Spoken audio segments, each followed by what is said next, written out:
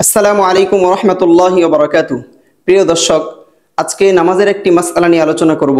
মাসআলাটি হলো, কেউ যদি ফরজ নামাজের প্রথম 2 রাকাতে সূরা ফাতিহার স্থানে অন্য কোনো সূরা, অন্য কোনো কেরাত অথবা তাশাহুদ বলে পড়তে শুরু করে, এমত অবস্থায় তার উপর কি সাহু সেজদা ওয়াজিব হবে?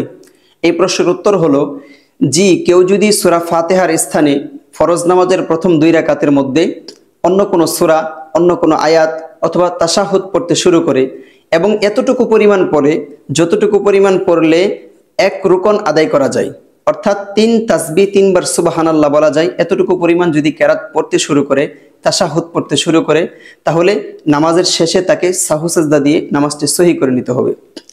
আর যদি এই পরিমাণ পরে একটা শব্দ পড়লো, একটা কালিমা পড়লো অথবা কয়েকটি হরফ পড়লো, 3 তাসবিহ পরিমাণ হয় নাই, এমত অবস্থায় তাকে সাহু সেজদা ওয়াজিব হবে না, তাকে দিতে হবে না। এই মর্মে ফতোয়ে হিন্দিয়াতে স্পষ্ট ইবারত এসেছে, ফতোয়ে শামিতেও এসেছে, ওয়ামান সাহা আন ফাতিহাতিল কিতাব ফিল উলা আও ইসসানিয়াতি ওয়া তাযাক্কারা বা'দা মা ক্বারা বা'দা সূরাতি ইয়াউদু। ফরজ নামাজের প্রথম এবং দ্বিতীয় রাকাতে যদি সূরা ফাতিহা পড়তে ভুলে যায় এবং যখনই স্মরণ হবে সঙ্গে সঙ্গে সূরা ফাতিহাকে পড়তে শুরু করবে, ফায়াকরাউ বিল ফাতিহাতি সুম্মা বিস সূরাতি, অতঃপর সূরা ফাতিহা পড়ে আবার আরেকটি সূরা মিলিয়ে রাকাত পরিপূর্ণ করবে। قال الفقيه আবুল লাইস রাহমাতুল্লাহি আলাইহি, হযরত ফকিহ আবুল লাইস রাহমাতুল্লাহি আলাইহি বলেন, ইয়ালজামুহু সুজুদুস সাহবি, এমন ব্যক্তির উপর সেজদায়ে সাহু নামাজের শেষে করাটা আবশ্যক হয়ে যাবে, সেজদায়ে সাহু করে নিতে হবে।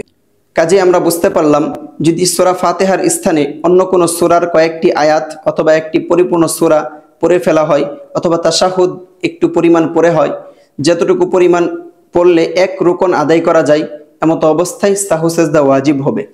আজকের দ্বিতীয় মাসআলা হলো, নামাজের মধ্যে যদি একাধিক ওয়াজিব ছুটে যায় অথবা নামাজের মধ্যে যদি একাধিকবার সাহু সেজদা ওয়াজিব হয় কোনো কারণবশত, তাহলে কতগুলো সাহু সেজদা করতে হবে?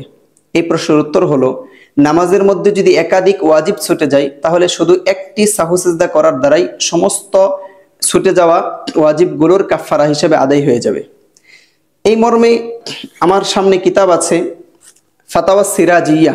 এই কিতাবের 1 নম্বর খণ্ডের 133 নম্বর পৃষ্ঠায় উল্লেখ করা হয়েছে, মান সাহা মিররন কাফাতহু সাজদাতান, যে ব্যক্তির একাধিক ওয়াজিব ছুটে যাবে, একাধিকবার ভুল করবে নামাজের মধ্যে, তাহলে তার জন্য 2টি সাহু সিজদাই যথেষ্ট, 2টি সিজদাই যথেষ্ট, আর একাধিক কোনো সিজদা দিতে হবে না। আশা করি এই মাসআলাটা আমাদের কাছে স্পষ্ট হয়ে গেছে। একাধিক নামাজের মধ্যে ওয়াজিব ছুটে গেলে একবার সাহু সিজদা করে নিলেই এর কাফারা হয়ে যাবে, একাধিকবার সাহু সিজদা করার প্রয়োজন নেই। আরেকটি মাসআলা হলো, যদি কোনো ব্যক্তি সূরা ফাতিহার অর্ধেক পড়ে অর্ধেক ভুলে যায় অথবা কোনো ব্যক্তি যদি সূরা ফাতিহা অর্ধেক পড়ে আর অর্ধেক না পড়ে, এমত অবস্থায় তার উপর করণীয় কি?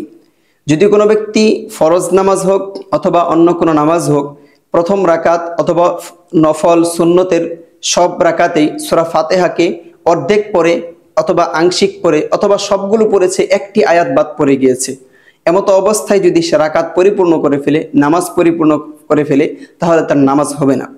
নামাজের মধ্যে যতগুলো ওয়াজিব আছে তার মধ্যে একটি ওয়াজিব হচ্ছে সূরা ফাতিহা শুরু থেকে শেষ পর্যন্ত পূর্ণ পড়া। কেউ যদি সূরা ফাতিহার আংশিক অংশ, একটি আয়াত, 2টি আয়াত, একাধিক আয়াত যদি ছেড়ে দেয় ভুলবশত, তাহলে তার উপর সাহু সেজদা ওয়াজিব হবে।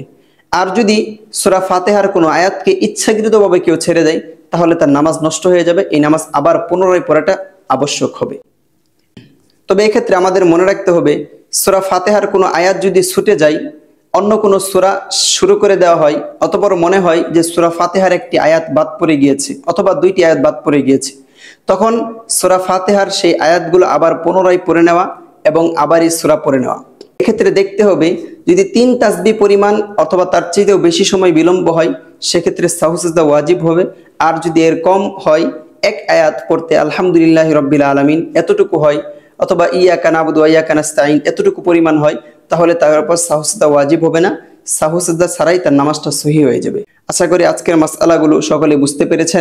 আজকে এই পর্যন্তই। সকলে ভালো থাকেন, সুস্থ থাকেন। আসসালামু আলাইকুম ওয়া রাহমাতুল্লাহি ওয়া বারাকাতুহু।